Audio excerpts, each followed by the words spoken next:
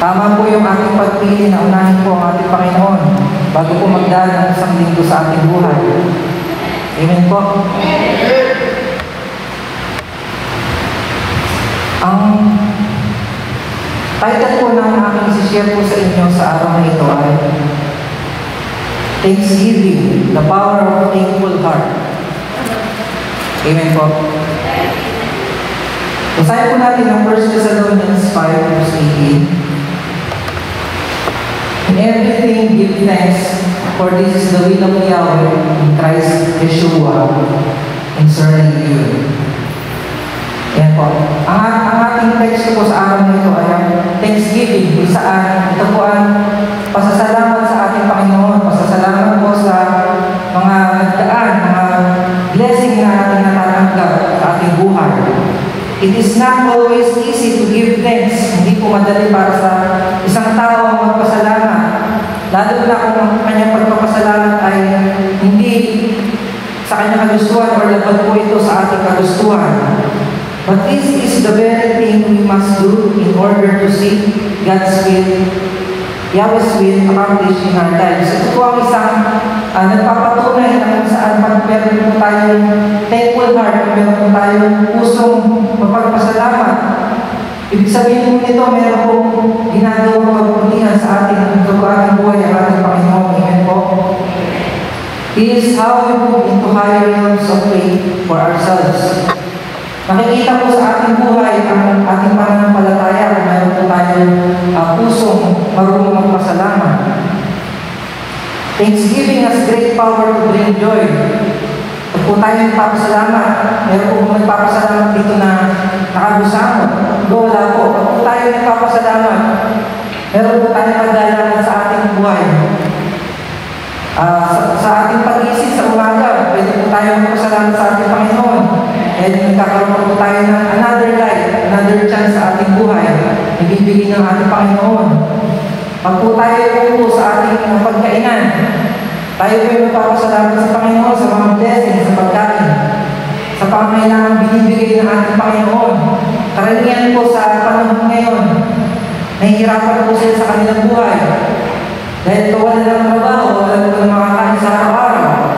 Isa pong blessing ito na sa ating pang-araw-araw na pumumuhay, binibigyan po ng Panginoon ng ating mga pangangailangan. Amen po.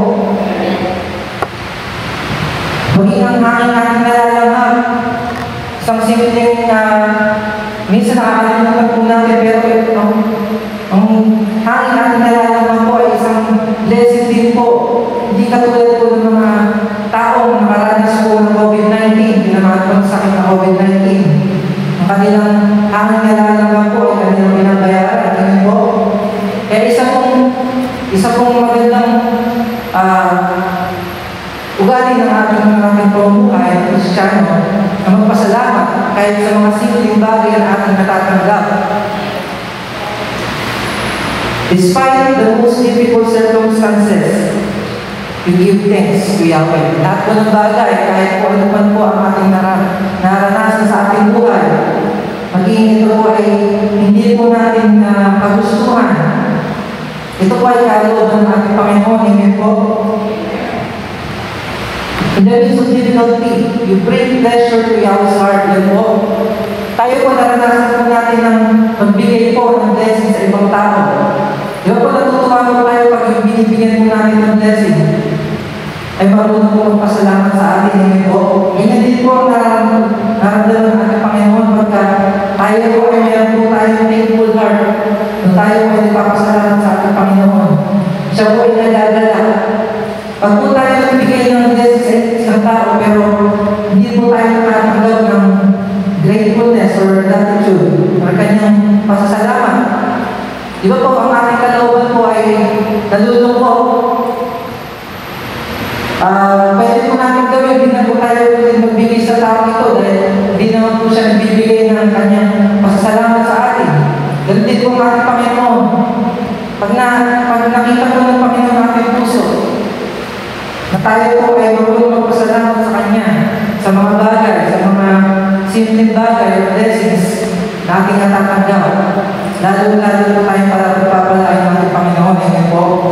Kung tayo po ay merong grateful heart. Meron po tayong pusong marunong magpasalamat sa Kanya sa mga blessings or kaya hindi po blessings, sa mga bagay po, sa mga negative things po na ating naranasan.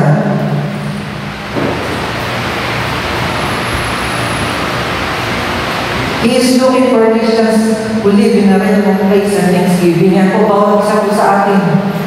Alam po ng Panginoon na bawat isa po sa atin, binibigyan po niya ng iba't ibang blessing. Hindi po ba pantay-pantay ang kanyang mga pagbibigay ng pagpapala sa bawat isa. Pero nakikita po ng Panginoon ang ating mga puso, ating mga isipan. Kung tapat po talaga tayo sa Kanya, nagpapasalamat sa Kanyang mga binibigay sa ating buhay. Are you thankful? Are you thankful for your present circumstances? Present circumstances. Thankful daw ba tayo sa mga ating nararanasan ngayon, sa ating mga paghihirap, kung ano po ang ating mga pinagdadaanan ngayon? Ipapasalamat po ba tayo sa ating Panginoon? Are you thankful for your salvation? Maging yung ating kaligtasan sa ating Panginoon. Pwede po dapat natin magpasalamat ito dahil hindi lang po tayo binigyan ng Panginoon ng buhay na walang hanggan. Hindi lang tayo binigyan ng Panginoon ng buhay, ng mansyon sa heaven. Kundi binigyan din po tayo ng Panginoon ng assurance dito sa lupa na lagi po siya nasa ating buhay. Lagi po natin siya makakasama sa ating buhay. Amen po. Maging ating mga kaibigan, ating mga ang bawat isa dito, ang ating kapatiran, pwede natin pagsalamat sa ating Panginoon dahil may mga gumagawin sa atin, may mga kaibigan tayo na maalalay sa atin, sa ating mga pamilya. Maraming bagay po pwede tayong magpasalamat sa Panginoon. Sa trabaho, marami po dito, walang trabaho sa panahon na ito. Pasalamat natin sa Panginoon dahil binibigay po niya ang ating mga pangailangan. Thankfulness is a key to your life. It is the key that turns your situations around it, changes you. Yan po ang pag-ibig, ang pagpasalamat po sa mga blessings na dumarating sa atin. Ano man po ang ating sitwasyon. Nag-iiba po ang ating attitude, nag-iiba po ang ating sitwasyon. Ngayon po yung mga Pilipino kahit nagdadaan na po sa matinding problema, nakabuha pa rin po natin mag-joke, biro, ito po. Tayo po mga Kristiyano, kailangan po kahit po ano pong bagay, ano pong maranasan po natin pagsubok. Gawin po natin ito at take po natin ito sa blessing sa ating buhay. Ito po.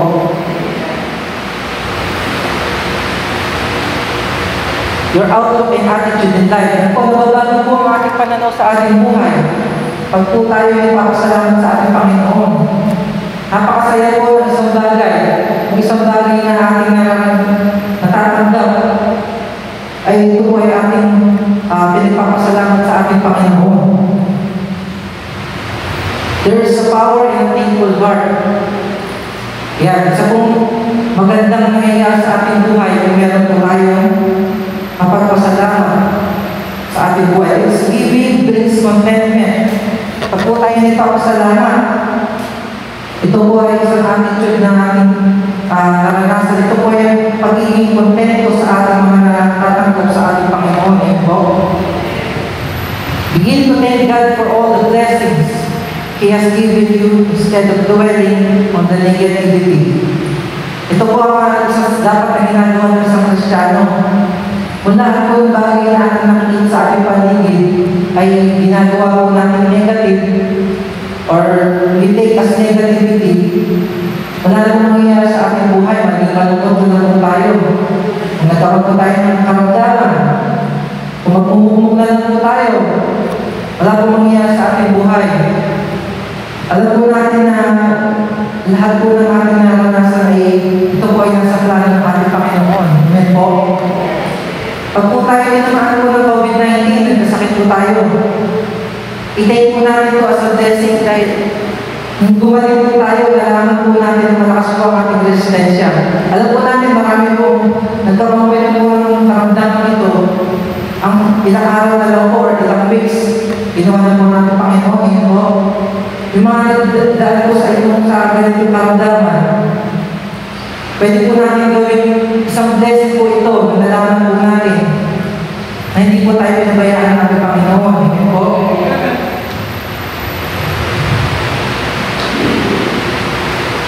Begin to thank God for all the blessings. Discontent dries up the soul. Kaya pag po tayo wala po tayong magpapasalamat sa ating buhay. Yung ating kaluluwa po ay parang mahihinayan po, maghihina. It is to follow the steps of the Master. As Dean Cole, who was able to say that he had learned contentment no matter what the circumstances. Ito po si Paul po. Ito po yung time si Paul. Nakulong po siya dahil sa kanyang pagsunod sa ating Panginoon, sa kanyang paglilingkod sa ating Panginoon. Kahit po nakulong po si Paul, hindi po niya ito ginawang dahilan para magalit sa ating Panginoon. Bagus, nagsulat pa po siya ng salita ng Panginoon. Hindi po niya ginawang, hindi po niya ginawang sa ating Panginoon kung bakit siya nakulong kahit na sa kabila ng kanyang pagsunod sa ating Panginoon. Yan po. Tapos nagtiwala po si Paul. Nagtiwala po sa ating Panginoon at nagkaroon po siya ng thankful heart. Pasalamat pa rin po sa Panginoon sa kabila ng kanyang mga pinagdadaanan. Masaya po natin sa 1 Timothy, verse 6. But godliness with contentment is great gain. Yan po. Ang makadiyos daw po na merong pagiging kontento ay isang pakinabang. For we brought nothing into this world and in certain we can carry nothing out. Yan po ang sinabi po ni Apostol Pablo. Wala pong bagay, lahat po ng bagay na hindi sa daigdig, hindi po ito sa atin. Pag po tayo nawala, wala po tayo madadala sa kabilang buhay. Hindi po. Kaya si Paul po, meron po siyang puso. Puso po niya ay nagdadala.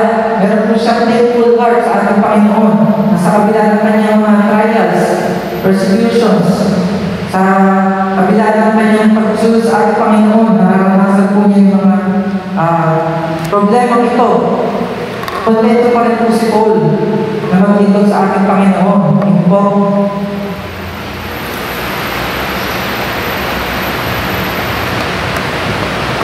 Si Yeshua po, nung siya po ay napako sa krus ng Kalbaryo, he followed the will of his Father to the very end. Ang ating Panginoon po, sinunod po niya ang utos ng Ama, ating Panginoon. Hindi po siya nagreklamo, sumunod po siya. Hindi po siya nagreklamo na bakit kailangan pa niyang gawin ito. Masaya po natin sa Philippians 2, verse 5 to 8. Let this mind be in you, which was also in Christ Yeshua. Sa 6, for who being in the form of Yahweh, thought it not robbery to be equal with Yahweh. Verse 7, but made himself of no reputation, and took upon him the form of a servant, and was made in the likeness of men. And being found in passion as a man, he humbled himself and became obedient unto death, even the death of the cross. Yan po ang ginawa ng ating Panginoon. Hindi po siya nagreklamo sa ating Panginoon kung bakit kailangan pa niya mapako para sa atin. Kailangan pa niya mamatay sa krus ng Kalbaryo para sa atin. Yeshua made himself nothing and took on the very nature of a servant. Ang ating Panginoon po, nag-iisa po siyang servant, nag-iisa po siyang alipin. Alam naman po natin kung ano ang sitwasyon ng pagiging isang alipin.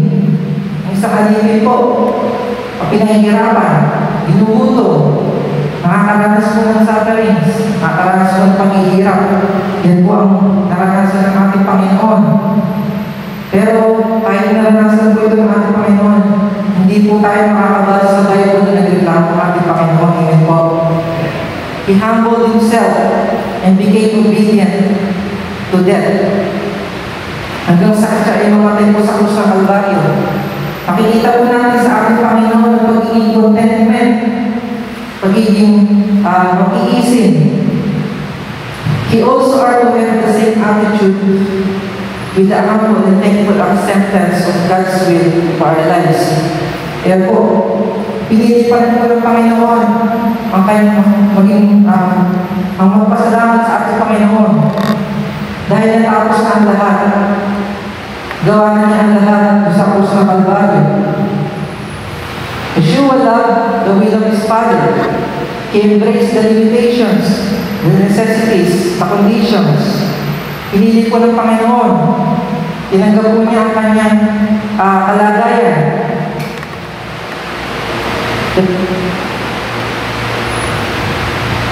The very things of His humanity as He walked here on earth. Yan po, nagkataon-taon po ang ating Panginoon. Kung ano po yung mga naranasan po ng isang tao, naranasan po ng ating Panginoon. Naranasan po ng ating Panginoon magutom. Naranasan po ng ating Panginoon ng pahirapan. Pero sa kabila po ng kanyang pinagdaanan, nagkaroon pa rin po siya ng pasasalamat sa mga kanyang mga naranasan sa kanyang buhay dito sa lupa. There was never a word or even a look of complaint. Di po natin makakita ang ating Panginoon ng pagreklamo sa kanyang pinagdaanan dito sa lupa. Basahin po natin na sinabi ni David sa Psalms 116, verse 17.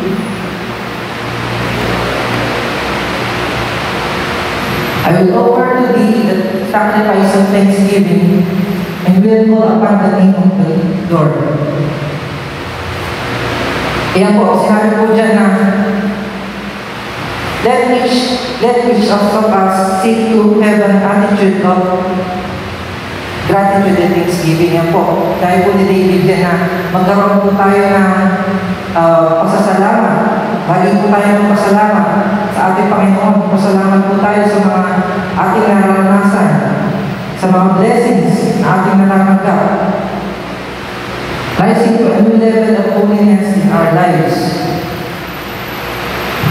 Practice an attitude of thankfulness in everyday life. At yan po. Sa pang-araw-araw po natin pamumuhay, marami po tayong nakikita o naranasan sa ating pang-araw-araw na dapat po natin magpasalamat dito sa ating Panginoon.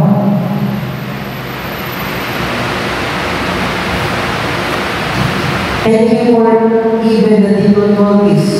It is a sacrifice to do this. Yan po. Isang manira po gawin sa buhay ng Kristiyano, magpasalamat po.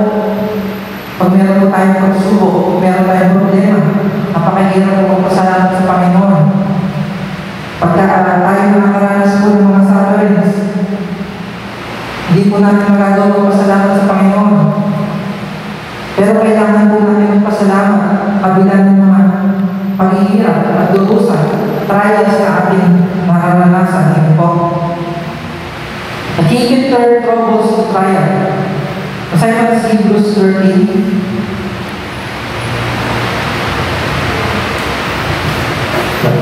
Hebrews 13 verse 15. By him therefore let us offer the sacrifice of praise to Yahweh continually. That is the fruit of our lips, giving thanks to His name. Yan po, sabi ng Bible dito, sabi sa Hebrews, let us offer the sacrifices of praise. Yan po. Fruit of our lips, giving thanks to His name. Yan. Pag meron po tayong blessing na tatanggap sa ating Panginoon, pwede po natin i-share ito. Pwede po natin tulungan ng ating church. Meron po tayong blessing sa, malaking blessing sa tanggap. I-share po natin ito.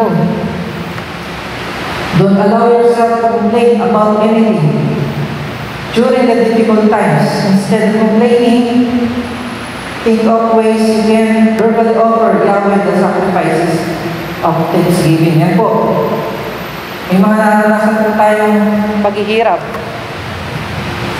Instead po na magpupupo tayo or mag-complain tayo, magreklamo tayo sa mga ating pinagdadaanan, bakit hindi na lang po tayo magpasalamat? Even the difficult times sa ating naranasan. Marami po sa atin dito talagang pinagdadaanan sa araw-araw. Yung kanyang karamdaman. Pasalamat po tayo sa Panginoon dahil healthy po tayo. Salamat tayo sa Panginoon dahil nagagawa pa natin yung pang-araw-araw natin ginagawa. don't compare yourselves with others. Don't wish that your life was different. Kaya huwag po natin isipin na, bakit yung iba maginawa, bakit yung iba may ganito, bakit ako wala, bakit yung ibang kilala ko meron ito, pero tayo wala. Amen po. Huwag po natin ikumpara ang ating buhay sa natatanggap na blessing ng ibang tao. Dahil Yahweh knows what is best. Yan po. Alam po ng ating Panginoon kung ano po ang makakabuti para sa atin. Kung binigyan po tayo ng isang malaking blessing ng ating Panginoon, kaya po ba natin itong i-handle? Kaya alam po ng ating Panginoon kung ano po ang ating kakayanan, kung anong blessing po ang kaya ibigay sa atin. Na ito lang po ang kaya natin tanggapin. Amen po. Dahil alam po ng ating Panginoon, siya po nakaalam kung bakit niya binibigay yung mga bagay na ito sa atin. Maging problema man ito, maging pagsubok man po ito, alam po ng ating Panginoon kung bakit po niya ito binibigay sa atin. Amen po. The Bible says, having a thankful heart is Yahweh's will for you in Christ Yeshua. Ayan po. Sabi ko sa Bible na ang kaloob po ng Panginoon ay mabuti para sa atin. Siya na po nakakaalam. Iniisip po natin bakit natin naranasan yung mga pagsubok na ito. Bakit natin naranasan yung mga problema ito.